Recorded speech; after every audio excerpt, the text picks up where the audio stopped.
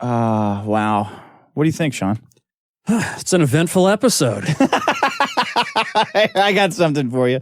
This is called A Day in the Life of the Ultimate Millennial.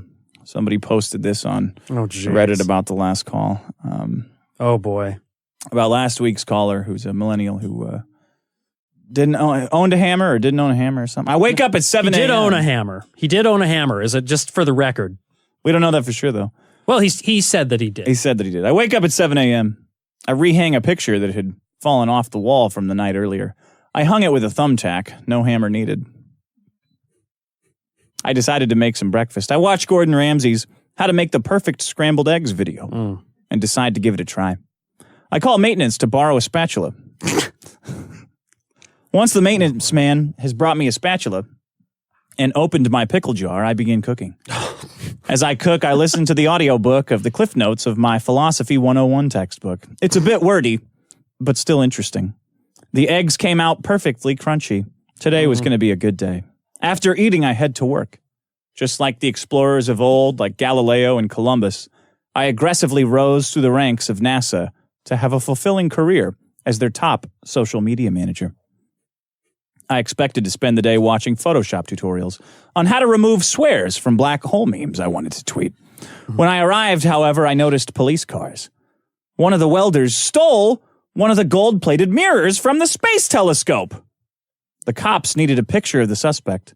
Unfortunately, a lifetime of narcissistically trying to seem manly by welding meant the man didn't have an Instagram full of selfies like a normal person. I went on YouTube and searched how to draw a photorealistic face. I asked for a pencil from the janitor and began to draw. I created a perfect image from memory. The cops thanked me by giving me $100 and left to arrest the welder. We needed him to weld the liquid rocket assembly today, said the CEO of NASA. I'll do it, I said. I put on my dress so no one would think I was just doing this to be manly. I got on my laptop and found a WikiHow article titled How to TIG Weld Exotic Alloys. Minutes later, I was laying down perfect beads of metal. I've never seen such strong welds before, the CEO said. I'd let you go into space as a reward, but insurance. Why don't you just take the rest of the day off? I Googled to double check I wasn't being manipulated. Nope, I was good. This was perfect for me because I needed to finish up a marble statue of my brother I was learning to carve. I didn't have a hammer for my chisel, so I had to whack the chisel with one of my pickle jars. Okay.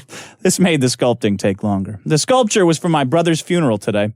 Oh. He killed himself due to the PTSD he got in the 90s in Vietnam.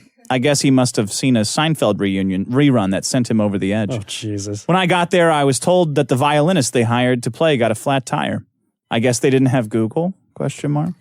I decided to look up how to play a violin on YouTube, despite finding the enjoyment of music a little too hedonistic for my tastes. I played some adagio for strings, and everyone cried and clapped. Some women tried to give me their numbers, so I looked up how to manipulate them into finding you less attractive. I started rambling incoherently. I could then enjoy the funeral in peace. It was an open casket funeral. When I saw my brother's mangled face, I knew my worst fears were true. Jesus. He had committed suicide by hammer. Oh, boy. There you go, Sean.